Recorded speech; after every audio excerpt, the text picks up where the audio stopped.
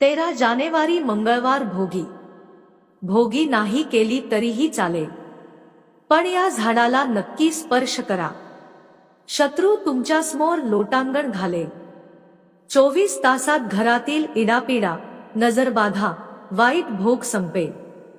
श्री स्वामी समर्थ. नमस्कार मंडळी, तुमचे माझ्या YouTube चॅनलवर स्वागत आहे. आजचा दिवस तुम्हाला खूप छान, सुखाचा आणि आनंदाचा जावो, हीच मी स्वामींच्या चरणी प्रार्थना करते आणि आज या नवीन व्हिडिओला सुरुवात करते. येत्या 13 जानेवारीला म्हणजेच मंगळवारी भोगी साजरा होणार आहे. जेव्हा सूर्य एका राशीतून दुसऱ्या राशीत प्रवेश करतो तेव्हा त्याला संक्रांत असे म्हटले जाते. मकर संक्रांतीचा सण एकूण 3 दिवस साजरा केला जातो. संक्रांतीच्या एका दिवसाआधी भोगी हा सण साजरा केला जातो. असे मानले जाते की या संक्रांतीपासून चांगल्या दिवसांची सुरुवात होते आणि आपल्या जीवनातील सर्व वाईट भोग, अडचणी दूर होतात. धार्मिक मान्यतेनुसार हा दिवस इतका शुभ मानला जातो की या दिवशी स्वर्गाचे दारे उघडतात. म्हणून या दिवशी केलेले पुण्यदान इतर दिवसांच्या तुलनेत अधिक फलदायी ठरते आणि मकर संक्रांतीला जास्तीत जास्त दान केले जाते. धार्मिक दृष्टिकोनातून हा दिवस अतिशय महत्त्वाचा असल्यामुळे या दिवशी काही प्रभावी उपाय आणि सेवा देखील केल्या जातात. आज या व्हिडिओमध्ये मी तुम्हाला एक अतिशय प्रभावी उपाय सांगणार आहे. मंगळवारी भोगीच्या दिवशी तुम्ही भोगी साजरी केली किंवा नाही केली तरी चालेल, पण झाडाला नक्की स्पर्श करावे. या झाडाला स्पर्श केल्याने कोणताही शत्रू तुमच्यासमोर पराभूत होईल, 7 पिढ्यांचे दारिद्र्य नष्ट होईल, कितीही कठीण इच्छा फक्त 24 तासात पूर्ण होईल आणि घरातील इडापिडा, नजर बाधा, वाईट भोग समाप्त होतील. तर अशा कोणत्या झाडाला स्पर्श करायचे आहे आणि हा उपाय कोणत्या वेळात करायचा आहे याबद्दलची संपूर्ण माहिती मी या व्हिडिओमध्ये शेअर करणार आहे. त्यामुळे हा व्हिडिओ स्किप न करता शेवटपर्यंत नक्की पहा. जर तुम्ही चॅनलवर नवीन असाल तर सबस्क्राइब करा आणि नवीन व्हिडिओ पाहण्यासाठी बेल आयकॉनही प्रेस करा. जेव्हा मी नवीन व्हिडिओ अपलोड करेल त्याचे नोटिफिकेशन तुम्हाला अगोदरच मिळेल आणि तुम्ही एकही व्हिडिओ मिस करणार नाही.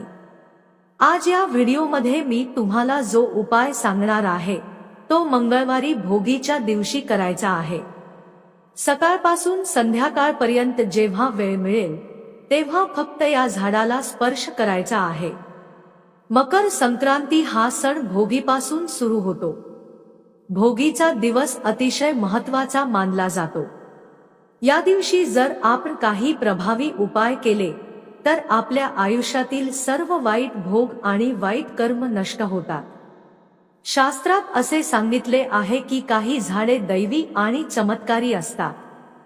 या झाडांची पूजा केल्याने आपल्याला दैवी शक्तीचा मोठा लाभ होतो. विशेष परिस्थितीत या झाडांची पूजा केल्याने श्रीमंतीचे योग जुळतात. तसेच ही झाडे घराच्या परिसरात लावल्यास कोणतीही नकारात्मक किंवा अशुभ शक्ती घरावर किंवा कुटुंबावर परिणाम करू शकत नाही. जर भोगीच्या दिवशी आपण या झाडाला स्पर्श केला तर आपल्या जीवनातील सर्व वाईट भोग आणि कर्म नष्ट होतील.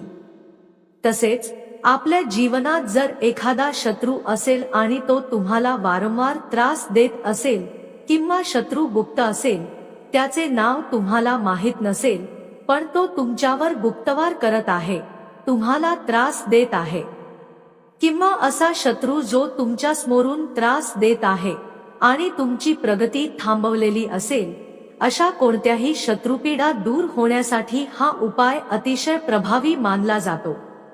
त्याचबरोबर जर तुमच्या मनात एखादी इच्छा असेल, आपल्या सर्वांच्या मनात काही ना काही इच्छा असते, अगदी माझ्यापासून ते तुमच्यापर्यंत आपल्या मनातील इच्छा पूर्ण होण्यासाठी आपण कष्टही करतो, पण कधी कधी प्रयत्न करूनही ती पूर्ण होत नाही. म्हणून भोगीच्या दिवशी या झाडाला स्पर्श करून पूजा केल्यास आपल्या मनातील सर्व इच्छांची आणि मनोकामनांची पूर्तता होते. यासोबतच घरातील सर्व आर्थिक समस्या दूर होतात, घरात अखंड लक्ष्मी वास करते आणि या उपायामुळे घरातील इडापिडा, नजर, बाधा देखील दूर होतात। हा उपाय करण्यासाठी 13 जानेवारीला मंगळवारी भोगीच्या दिवशी सकाळी लवकर उठावे। उठल्यानंतर आंघोळीच्या पाण्यात चिमूटभर हळद आणि तीळ टाकून स्नान करावे। असे स्नान केल्याने आपल्यातील नकारात्मकता आणि वाईट भोग नष्ट होतात। यानंतर देवघरातील देवांची पूजा करावी। या दिवशी जेव्हा देवांची पूजा केली जात आहे तेव्हा देवांना दिले जाणारे स्नान पाण्यात पांढरे तीळ टाकून करावे। यानंतर एक तांब्याचा कलश भरावा, त्यात शुद्ध पिण्याचे पाणी, हळद, कुंकू आणि थोडेसे काळे तीळ टाकून सूर्याला अर्घ्य देणे आवश्यक आहे। सूर्यदेवाला जल अर्पण केल्याने जीवनात सकारात्मक बदल घडतात, सूर्यदेवाची कृपा नेहमी राहते आणि कुंडलीतील अनेक दोष दूर होतात। हा उपाय दिवसभरात सकाळपासून संध्याकाळपर्यंत जेव्हा वेळ मिळेल करता येतो। यासाठी एक तांब्याचा कलश भरावा, त्यात शुद्ध पाणी, थोडी हळद, कुंकू आणि थोडे गायचे कच्चे दूध टाकावे। यानंतर हे पाणी घेऊन लाजाळू झाडापाशी जावे। लाजाळू झाड सर्वांनाच परिचित आहे, बऱ्याच घरांमध्ये हे झाड लावलेले असते। या झाडाच्या पानांना हात लावल्यास ती पाने आपोआप मिटतात, एकमेकांना घट्ट पकडून ठेवतात, म्हणून त्याला लाजाळू असे म्हणतात। लाजाळू झाडाच्या पानांवरून वरून खाली आणि खालून वर मिटणाऱ्या पानांचा प्रकार दिसतो, ज्यामुळे लाजाळू झाडाचे महत्त्व अधिक वाढते। लाजाळू झाडामध्ये प्रचंड दैवी शक्ती असते। ज्या घरात लाजाळू झाड असते तिथे कधीच अशुभ शक्ती प्रवेश करत नाही। वास्तुशास्त्रानुसार लक्ष्मी प्राप्तीसाठी लाजाळू झाड अत्यंत शुभ मानले जाते आणि या झाडामध्ये साक्षात माता लक्ष्मीचा वास असतो। म्हणूनच भोगीच्या दिवशी या झाडाला जल अर्पण करणे अत्यंत महत्त्वाचे आहे। यानंतर एकदा झाडाला स्पर्श करायचा आहे आणि त्या झाडाचे एक पान तोडून आणायचे आहे। त्यानंतर हे पान देवघरात ठेवून त्याची पूजा करावी। पूजा केल्यावर ते पान पैशांच्या तिजोरीत ठेवावे। यामुळे घरात अखंड लक्ष्मी प्राप्त होईल, घरातील 7 पिढ्यांचे दारिद्र्य नष्ट होईल। जेव्हा तुम्ही या झाडाला स्पर्श कराल तेव्हा तुमच्या मनातील इच्छा व्यक्त कराव्यात। झाडाला स्पर्श करून इच्छा व्यक्त केल्यास ती 100% पूर्ण होतात असे मानले जाते। जर तुमच्या घरी लाजाळू झाड नसेल पण शेजारच्या घरी असेल तर तिथे जाऊन हा उपाय करता येतो।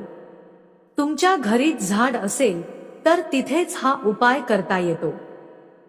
यानंतर पुढचे झाड आहे बेलाचे झाड।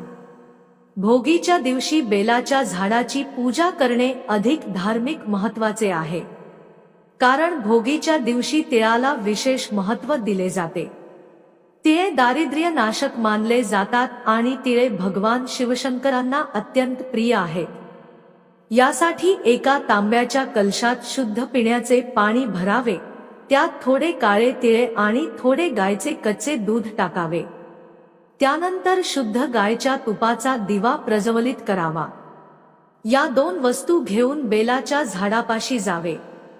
तिथे जाऊन सर्वप्रथम दिवा प्रज्वलित करावा, दिव्यात थोडे पांढरे किंवा काळे तिळे टाकावे आणि झाडाला जल अर्पण करावे।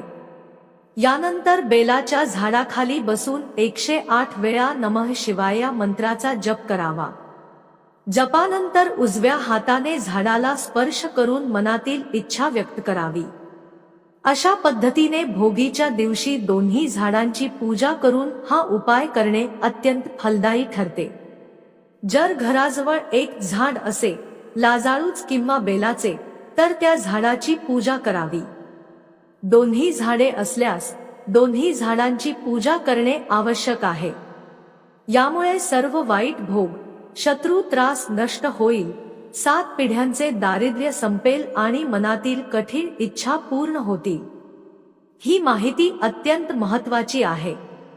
व्हिडिओ तुम्हाला आवडला असेल तर लाईक करा, चॅनलवर नवीन असाल तर सबस्क्राईब करा आणि हा व्हिडिओ मित्र आणि कुटुंबासोबत शेअर करा. चला तर मग भेटू पुढल्या नवीन व्हिडिओमध्ये. तोपर्यंत सर्वांना श्री स्वामी समर्थ.